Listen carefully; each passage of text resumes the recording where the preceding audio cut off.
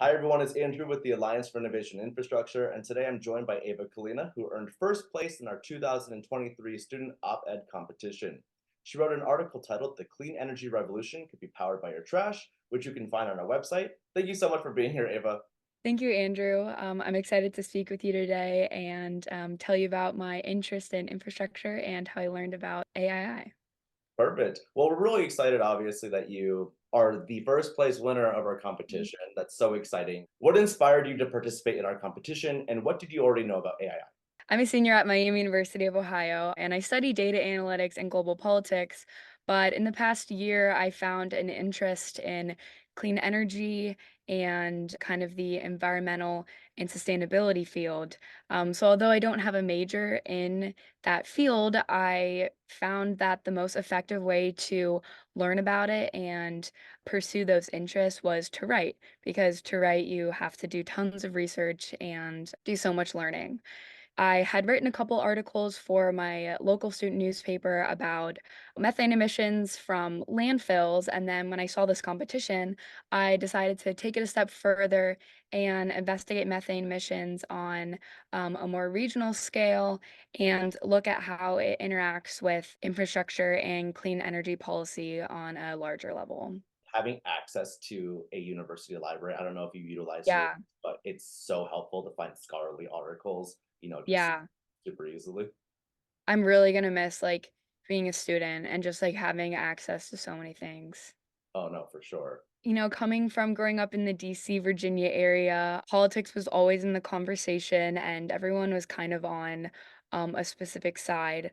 And for an issue like climate change or energy, it's often a hot topic when I believe it should be approached from both sides because infrastructure is something everyone uses and we're all witnessing the effects of climate change and everyone should or at least want to, pursue a cleaner energy grid. So I was drawn to AII because they approach infrastructure and innovation from a very level standpoint, driven by facts and not driven by politics, and act as a group with no devious intentions or interests and really just have a passion for innovating our country and our nation's policies from a pretty nonpartisan standpoint, which I appreciate.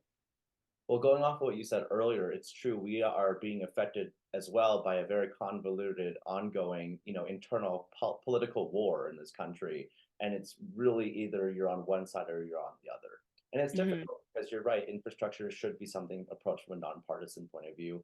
And I really like your stance, and I'm really excited that you are pursuing it in the ways that you are, and taking a step by participating in this competition really allows your voice to have a more substantial impact in that area, saying, hey, look, I am part of a bigger whole that really is going toward this from a mhm, solution based perspective. So that's mhm, really awesome to see. And for me, when I joined the Alliance for Innovation Infrastructure, I was in a place where I think I wanted to be nonpartisan, but I wasn't sure about how to do it because I wasn't standing firm in my own beliefs. So when I mhm, joined AII, it really encouraged me to look at every single angle of mhm. one particular issue. We have so many people across the board from different walks of life who are all interested in finding a solution, and they're not interested in this really drawn out, um, argument. I guess you Mhm. could put it easier. So, Yeah, yeah. So, in your yeah. own words, how would you describe infrastructure? Infrastructure is the backbone of our daily lives. It's how it's how we get to work. It's what powers our homes. It's how the nation works essentially. Mostly everyone has to pay an energy bill. Mostly everyone has to drive on a road to go to the grocery store. Yes, it provides us the ability to go from place to place to have our daily routines. And the one Yes. thing that AII does every single year, which you'll find out this March, unless you already know, we do a campaign, an original campaign called Modern Roots March, where we think about buried infrastructure, the infrastructure beneath the ground that you never see. So if you go to, Mm. a park, you see a lamppost. Well, what's powering that lamppost? And last year I did a video parody of American Psycho, where I did a video based on the morning routine, talking about everything that was powering my morning routine. We need to Okay. come at infrastructure, I think, from a very creative point of view, so people get interested in it. Infrastructure is one of those Yeah. strange things that no one cares about unless something goes wrong. Going to school in Ohio, there was the um, train incident, Yes. I believe, up near Youngstown area that was really devastating to the community. It's something that's only in the conversation because it happened. So it's really important to fix those problems before they occur. I think it's also really important to bridge the gap because I feel like sometimes people are being very proactive in their decision making when it comes to being more energy efficient. So maybe you have somebody Mhm, gasoline powered car immediately to a EV, electric vehicle, but they don't understand the energy mix that is in their region. Like mhm, they're are they charging the car off of coal? Are they charging it off of mhm. hydropower? It's really important that we fill in these gaps so people really have a better, um, more fundamental understanding about even energy Yeah. structure. Yeah, that's something that I think about a lot and kind of deal with a lot. I have an internship in Cincinnati right now with a metropolitan planning organization who's in charge of creating the regional climate action plan from the CPRG grants from the EPA. And a lot of it is focused on, building out EV charging stations, and electrifying fleets, which is all amazing.